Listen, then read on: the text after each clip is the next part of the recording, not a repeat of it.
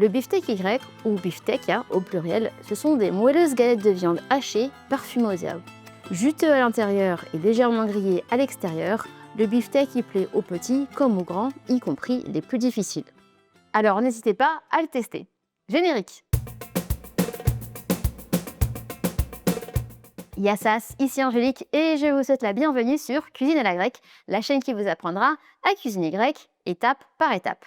Aujourd'hui, nous allons préparer ensemble des beefsteaks grecs. Donc pour faire vraiment simple, un beefsteak, c'est un steak haché à la grecque. Mais attention, pas n'importe quel beefsteak haché car on va leur ajouter un assaisonnement spécial. On va leur mettre des oignons, de l'origan, de la menthe, du persil qui va leur conférer un goût frais et réconfortant.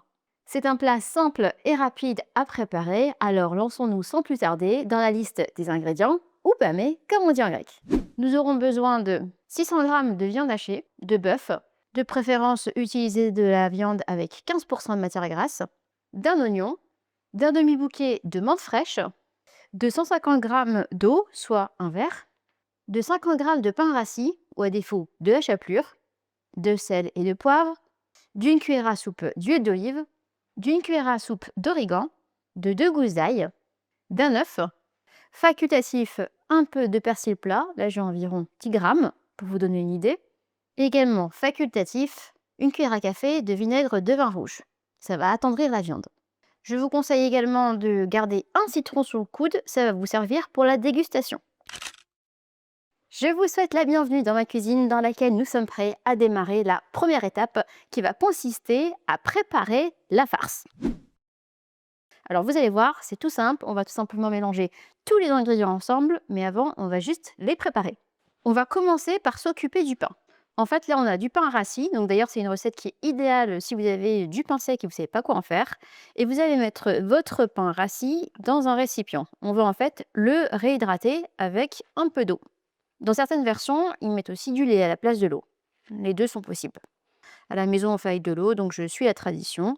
Donc voilà, je mets mon pain dans un récipient et ensuite, je prends mes 150 g d'eau et je viens le verser dessus. On va attendre environ 5 minutes le temps qu'il ramollisse et on va en profiter pour couper le reste des ingrédients. Le temps de repos peut varier selon la dureté de votre pain. Plus vous aurez un pain sec, plus il lui faudra du temps pour se réhydrater. Ceci étant dit, on va profiter de ce petit temps d'attente pour couper quelques ingrédients, et notamment nos herbes. On va ciseler la menthe, on fait la même chose avec le persil. En ce qui concerne l'ail, il faudra le couper finement, ou alors vous pouvez faire comme moi et vous l'écraser avec un presse-ail. Et pour l'oignon, on va le râper.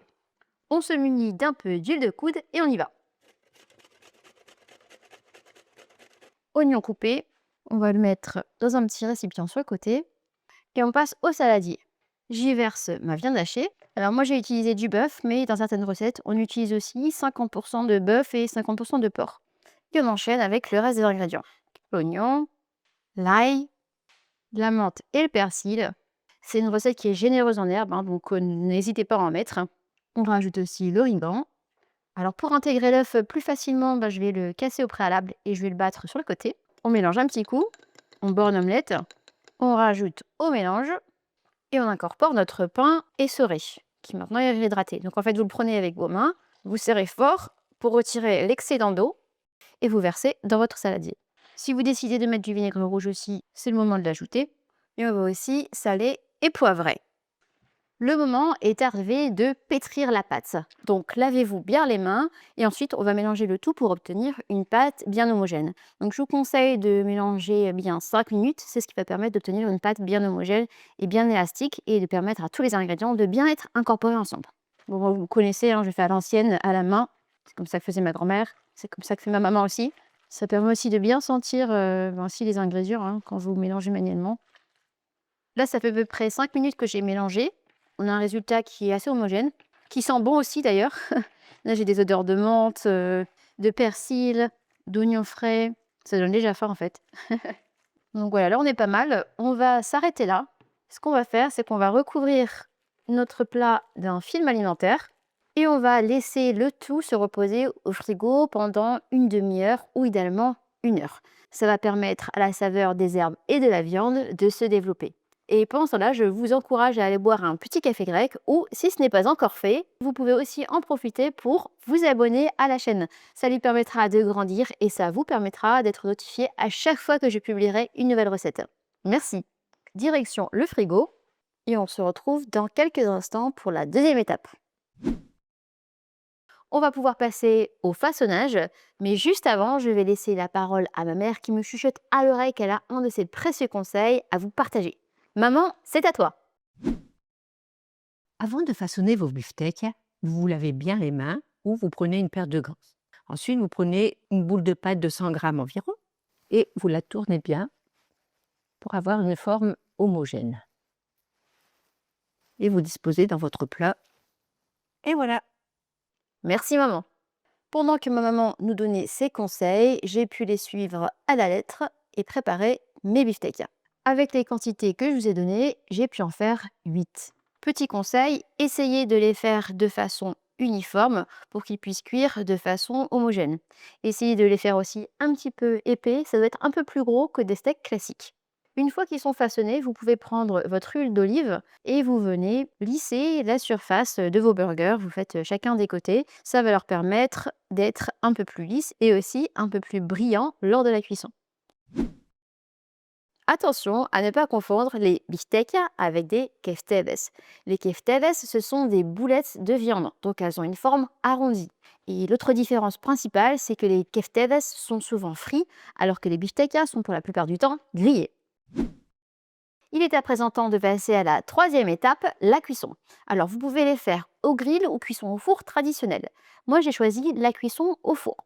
J'ai fait préchauffer mon four à 200 degrés et on va aller enfourner nos beefsteaks pendant 20 à 25 minutes. Il faudra les retourner à mi-cuisson. C'est parti, mon kiki. Et pour une cuisson au grill, encore? Bien écoutez, il semblerait que ma mère se tente super forme aujourd'hui ou qu'elle adore les beefsteaks parce qu'elle me dit qu'elle a encore un conseil à vous donner à ce sujet. Ma maman, on t'écoute, hein. Pour la cuisson des beefsteaks au grill, comptez 5 minutes d'un côté, 3-4 minutes de l'autre côté, dans un four préchauffé à 260 degrés et la plaque de cuisson placée au plus près du grill. Ces paramètres sont très variables en fonction de la taille de vos beefsteaks, de votre four, de votre goût. Donc quelques indices supplémentaires de cuisson, fiez-vous à votre odorat et à votre vue. Quand les beefsteaks commencent à sentir, quand ils sont bien dorés et quand ils commencent à dégorger, c'est bon signe, il est temps de les retourner ou de les retirer du four. Merci maman. C'est prêt. Regardez-moi un petit peu ce résultat. On voit que les beefsteaks elles sont moelleux et dorés sur le dessus. Ils sont prêts à être goûtés. On va pouvoir se faire notre petite assiette traditionnelle. Un beefsteak qui peut être accompagné de tzatziki, ça suit très bien. Vous pouvez aussi le manger avec du riz pilaf, des pommes de terre au four ou sinon de quelques frites. Le citron, ça suit aussi très bien. Et bien entendu, les beefsteaks. J'en ai coupé un en deux, comme ça vous pouvez aussi voir à quoi ça ressemble à l'intérieur. C'est bien moelleux. On voit que c'est juteux aussi. Bon bah écoutez, moi j'ai hâte de tester, hein. On va rajouter un petit peu d'herbe fraîche pour la couleur. Notre assiette est prête. Alors, il ne me reste plus qu'à vous souhaiter un bon appétit. Bon, on va prendre celui qui est coupé. Il n'attend que nous. Allez.